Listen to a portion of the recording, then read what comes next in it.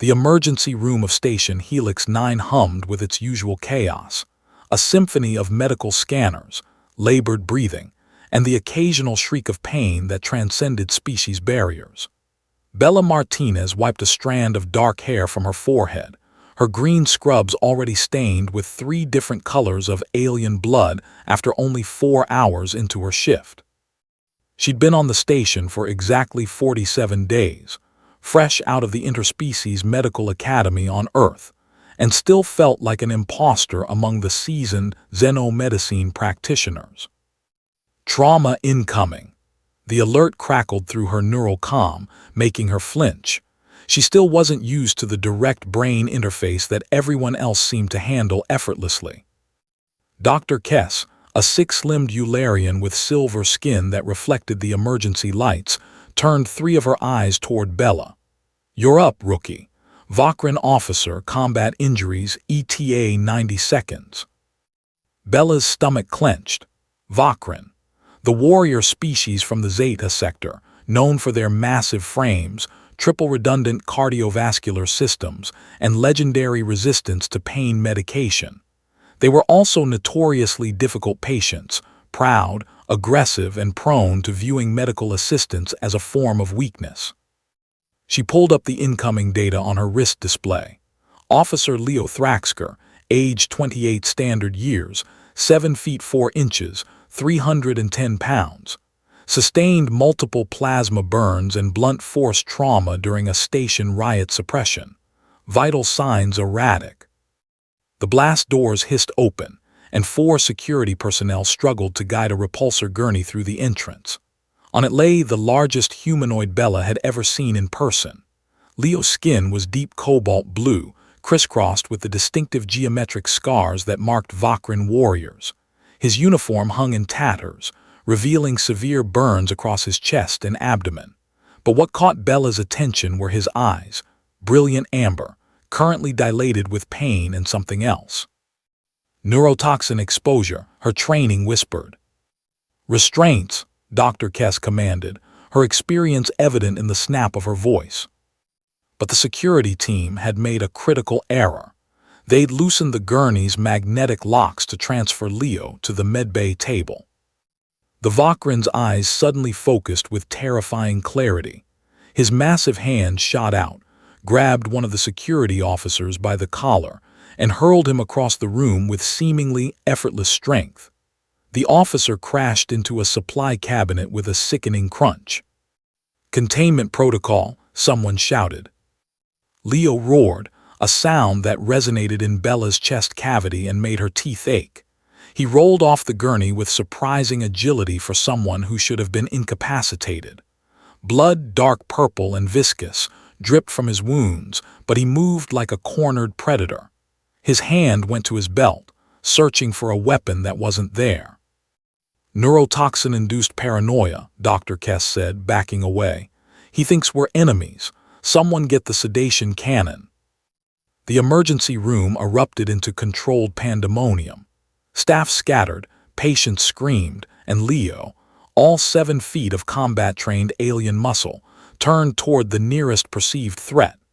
His amber eyes locked onto a civilian patient, a frail Delphian child receiving treatment for radiation poisoning. Time seemed to slow for Bella. She saw the trajectory, saw Leo's massive legs coiling to spring toward the child. Every instinct screamed at her to run, to let the trained security handle it. But the sedation cannon was on the far side of the room, and the child's gurney was directly in Leo's path. Her academy training kicked in, overlaid with memories of her older brother teaching her self-defense in their tiny Houston apartment. "Size doesn't matter if you understand anatomy," Miguel had told her, demonstrating pressure points on a practice dummy. Bella didn't think, she moved. As Leo lunged forward, she intercepted him from the side, her hands finding the precise convergence point of Vakran nerve clusters she'd studied obsessively during her xenoanatomy finals. The spot was located just below the 3rd cervical ridge, where 3 major neural pathways intersected, a vulnerability that most Vakran would never reveal to outsiders. Her fingers pressed hard into the pressure point with surgical precision.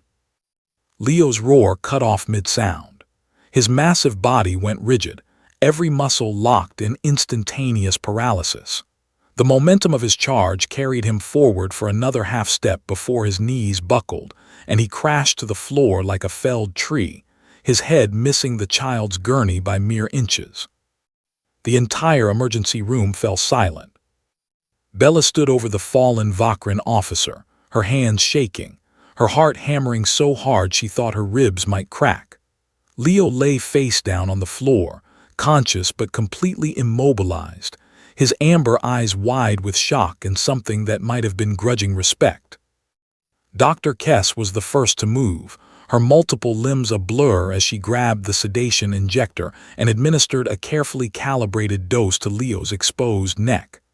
"How did you?" she started, then shook her head. "Never mind. Excellent work, Martinez. Let's get him stabilized before the paralysis wears off."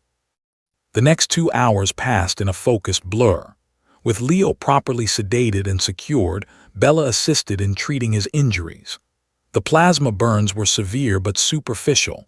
The blunt force trauma had cracked 2 of his 3 hearts, and the neurotoxin, a banned Krellian battle stimulant, had been slowly poisoning his system. It was a miracle he'd survived long enough to make it to the ER. As Bella worked, carefully regenerating damaged tissue with the nanite applicator, she found herself studying Leo's face. Beneath the warrior's scars and the paint-twisted features, there was something almost gentle in his unconscious expression. His personnel file, displayed on her peripheral vision screen, told a story different from what she'd expected. Multiple commendations for protecting civilians, 3 citations for de-escalating conflicts without violence, volunteer work at the station's refugee center. "He's not what I thought a Vakrin officer would be," Bella murmured to herself. "Most people aren't what we think they'll be," Dr. Kess said from across the table, her silver skin reflecting the blue glow of the tissue regenerator. "That's the first lesson of xenomedicine. The second lesson is that you just performed a Vakrin neural disruption technique that most doctors twice your age couldn't pull off under ideal conditions, let alone in a crisis." Bella felt her cheeks warm. I studied really hard for the xenoanatomy practical." "You saved that child's life, and probably Leo's too. If security had used their plasma staves on him in his condition, it would have killed him." Dr. Kess paused in her work, turning all 6 eyes toward Bella. "You did good today, rookie. Really good." 3 days later, Bella was reviewing patient charts in the break room when the door chimed. She looked up to find Leo standing in the doorway, now in a clean security uniform, his burns healed to pink scar tissue that would fade within weeks. He had to duck his head to enter the human-sized room. For a long moment, they simply stared at each other. "I came to apologize," Leo said finally, his voice a deep rumble that Bella felt in her sternum. His standard was accented but clear. "And to thank you. I'm told I nearly killed a child, and that you stopped me." Bella set down her datapad. "You were poisoned, it wasn't your fault." "Intent doesn't change outcome," Leo said, a Vakrin proverb Bella recognized from her cultural studies. He moved further into the room, somehow managing to make the space feel even smaller. "My people have a saying, the warrior who cannot control their weapon is no warrior at all. I lost control. You gave it back to me." He extended his massive hand, palm up in the Vakrin gesture of respect. "I owe you a life debt, Bella Martinez." "Oh, I don't think," Bella started, but Leo shook his head. "It's not optional. You saved me. You saved that child. In my culture, this creates an obligation."